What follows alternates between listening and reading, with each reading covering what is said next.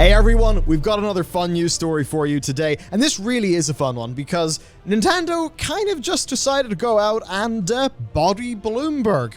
This is of course over the Switch OLED, the Switch not Pro, because it's basically the same thing but with a few incremental upgrades and a superior screen, when of course many people wanted a sort of Switch Pro. Now, in response to all of this, and I'm doing this in reader mode because Bloomberg's website can be an absolute hellscape sometimes. They ran with the headline, Nintendo Switch's big price hike takes gamers into new territory, which does feel like a little bit of a grasp, I must admit. Now, here's what's interesting. They made the claim that the Nintendo Switch has went from $300 to $350. That is a true claim.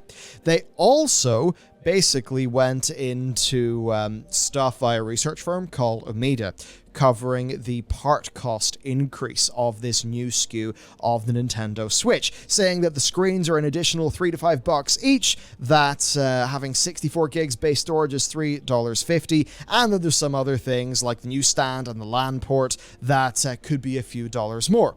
So they basically ran with the story, Nintendo, it's only $10 more parts, but it's $50 more price. Therefore, gamers are being taken into new territory.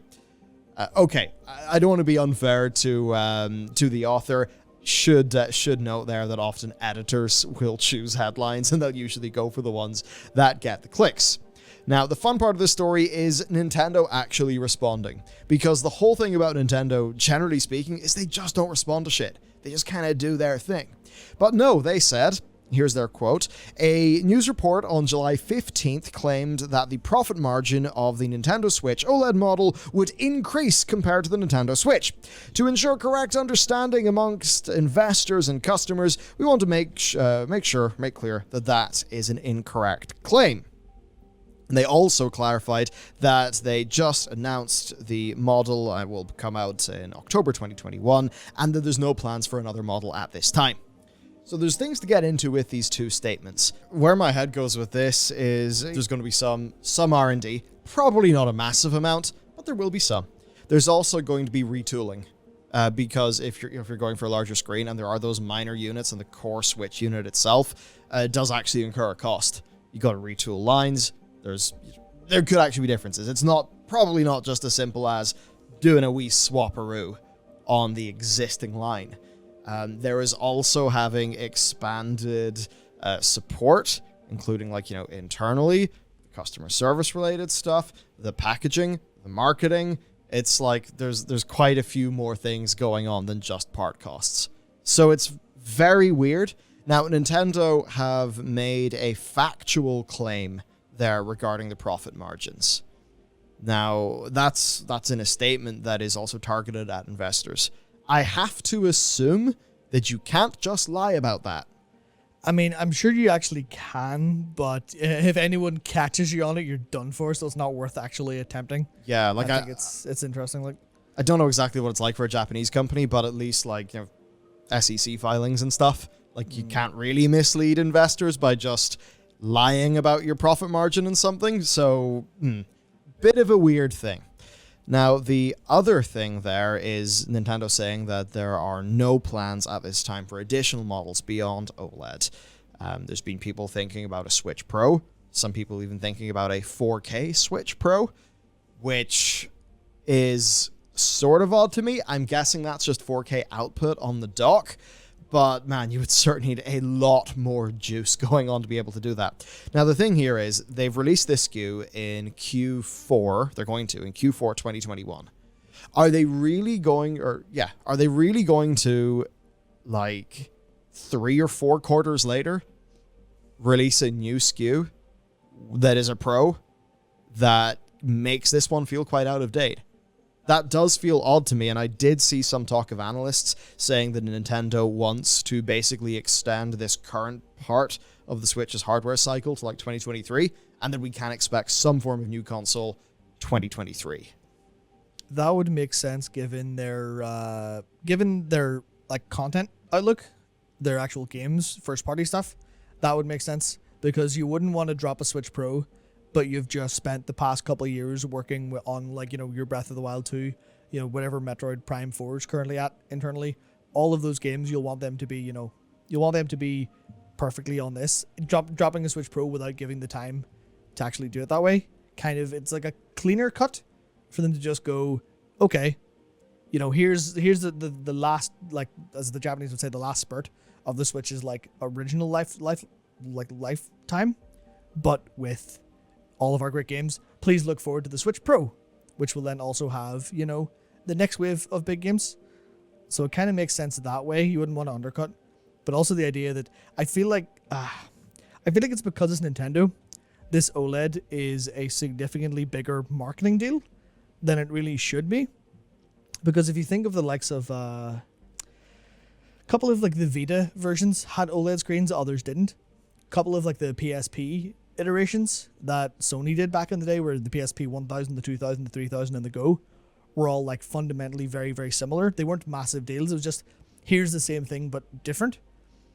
And I feel like them trying to do that has just went a little bit wrong on the PR side, because everyone's been rumored about the Switch Pro for so long and everyone's wanted it. So it's really difficult to say, but it does prove that the Switch Pro, if it does exist, will be like 2023 at the latest. I mean, it's the kind of thing where I could see them saying maybe 2022 or early 2023, but this has just been such a... Everyone's treating the OLED Switch like it is a new Switch, I think, at least from what I've seen so far. And I think that's where a lot of problems will come from. Yeah, it's interesting as to what actually this thing would run.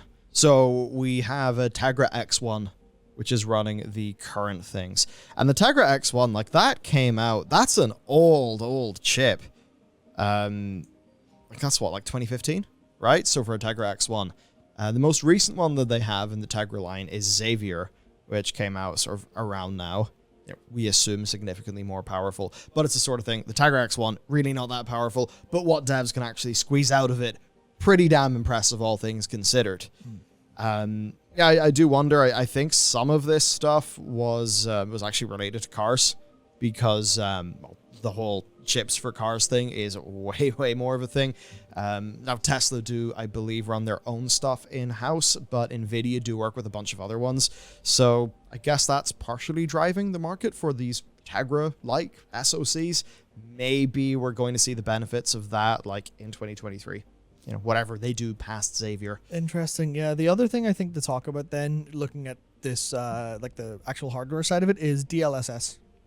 Where I think everyone's been talking about it, where there's no way a Switch, like a Switch Pro device, in terms of its like what it can do heat-wise and power-wise and size-wise, that footprint, could ever do anything it's like acceptably 4K output, unless you go completely insane. Like, I mean, I think like the M1 stuff from Apple can run like 4K mobile games like pretty well, but you would really need to do something insane. But then Nvidia have DLSS, where you go, here's a 1080p output scaled up to 4K and it's fine, or here's 720p scaled up to like 1440p, and you know what, it looks close enough to native that no one's gonna mind too much. So I think they might just be waiting on like a really good DLSS ready version of some Nvidia chip, something like that at least. Almost certainly, like if you even just look at Xavier. Now, I know that teraflops is really not the best unit to be using in the world, but Valve even used it for the Steam Deck, and well, Xavier is coming in at a 1.4, which is essentially pretty much the same. The same as the Steam Deck. So that's quite interesting. I think, if you add DLSS into the mix, and I think any of you guys who have actually used DLSS in a game, you know how good that shit is. I mean, I think mobile is actually one of the places where, because you're so limited in TDP, that's where DLSS is really going to shine. It's just we haven't seen it massively in that market yet. So I think that's basically what's going on here. It's kind of funny to have a little bit of a laugh at the Bloomberg situation and Nintendo going after them, but perhaps this will give people an idea of roughly what they can expect from the Switch product. That said, in the meantime, I will be happy enough with this Steam Deck. Yeah, I mean, I think that's what that Steam Deck announcement, people are just going, well, okay, now you've got your Switch Pro, just, run Yuzu, sorted. It's really difficult to know what else to say outside of, I can't believe Bloomberg shit the bed so hard that Nintendo have actually released a PR statement. That's funny to me, because Nintendo were notoriously silent on everything, and now suddenly it's just, please stop telling lies. You're misleading our investors and customers. Here's what the actual deal is.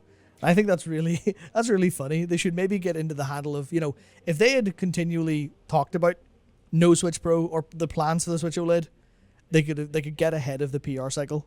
I think that's the one thing they need to actually learn to do. Maybe internally they think all the hype is working for them, but it's the response to the OLED cannot be seen favorably internally, because so much people just going, where's all of the stuff that I imagined in my head that you were going to make? You're like, well, you shouldn't have imagined it in your head, but also, they've been completely silent. What do you expect? Yeah, they didn't control their own narrative, and really a decent slice of why we covered this as well. It's funny. It was funny, but in a way that's kind of instructive. So, yep. That's it. We will see you in the next one.